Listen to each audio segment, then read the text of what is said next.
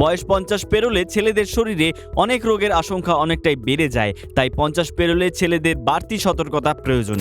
Prostate cancer থেকে বাঁচতে ছেলেদের কি করা উচিত, আজ সে বিষয়ে কথা বলবো। সাধারণত পিএসএ টেস্ট এর মাধ্যমে এই রোগ নির্ণয় করা হয়। সাধারণত ছেলেদের রক্তে পিএস এর মাত্রা 1 থেকে 4 মধ্যেই থাকে, তবে রক্তে পিএস এর মাত্রা 4 এর বেশি হলেই সতর্কতা হন। পিএস এর মাত্রা 4 ছাড়ানো শরীরে ক্যান্সারের বাসা বাঁধার লক্ষণ হতে পারে, তবে সব ক্ষেত্রে তা নাও হতে পারে। তবে নিশ্চিত হতে ডিজিটাল রেকটাল টেস্ট রোগীদের করানো হয়।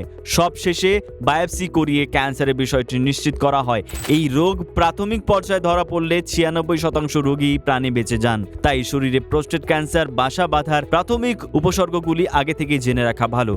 কোন কোন উপসর্গ দেখা দিলে সতর্ক হবেন? প্রস্রাবের সমস্যা, প্রস্রাবের সঙ্গে বীর্যের রক্তপাত, হাড়ের যন্ত্রণা, ওজন কমে যাওয়া, যৌনতায় অনীহা এর মতো লক্ষণগুলি দেখা দিলে অবশ্যই সতর্কতা অবলম্বন করুন।